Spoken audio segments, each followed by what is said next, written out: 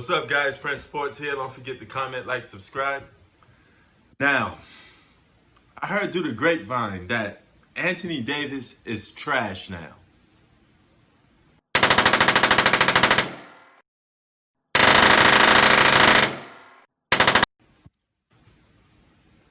Okay, last night, the Pacers played the Lakers, right? Anthony Davis pulled the Draymond Green. He got 8 points, okay? He was trying to beat Draymond Green's record of averaging a triple single. But no, in no fairness. I'm hearing a lot of stuff about Anthony Davis now from people. Okay, first you say Anthony Davis is the alpha of the Lakers. He's the main guy on the Lakers. He leads the team in every statistical category, okay? Without him, the Lakers are nothing. He's the number one dog. He's a top 5 player in the league. Now, all of a sudden, you willing to throw Anthony Davis under the bus and call him a scrub because he had one game. I mean, I don't get some people, man. You know, before that, you was calling LeBron James, trash. LeBron's this, LeBron's that. He's getting carried by AD. Listen, man. Which one is it?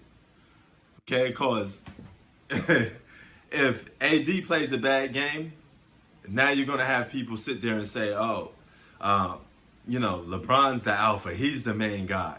Without LeBron, the Lakers don't go nowhere.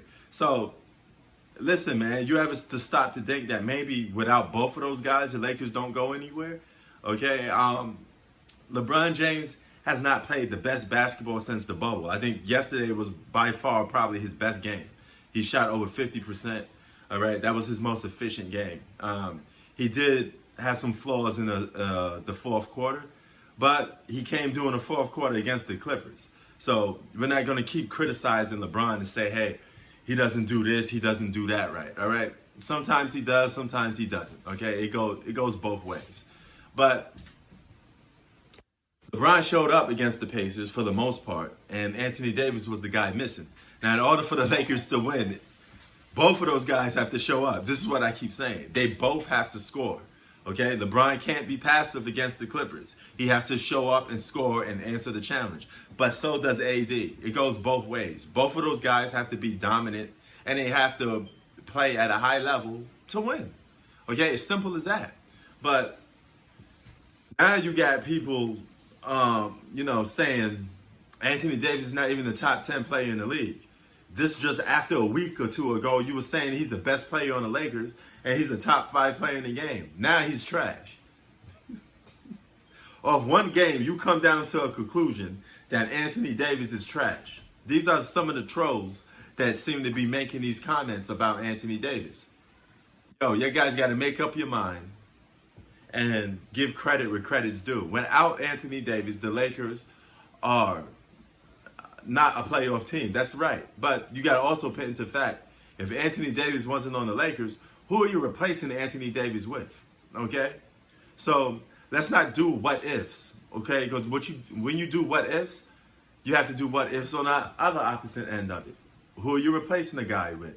What is his team around him? If the Lakers still had that same young roster without Anthony Davis on here, I'm pretty sure they would have made trades and got somebody else anyway. So either way, I think the Lakers would have made the playoffs, if you ask me. If Anthony Davis wasn't on that team, they would have did something to help that team put more pieces around them to get to the playoffs. Keep in mind, if Brandon Ingram was still on the Lakers, he'd be an all-star, right? I mean, you can't do the what if. This would have been a year he averaged 24 points regardless. So he would have been an all-star playing alongside LeBron. So I'm pretty sure that Lakers would have had somebody from somewhere to help them get to the playoffs. They probably wouldn't have been a number 1 seed, but they still would have been in the playoffs with or without Anthony Davis. So let's dispel that notion, okay? Listen, man, Anthony Davis is a top 5 best player in the game. He stunk up the joint yesterday. It is what it is. You know what I mean?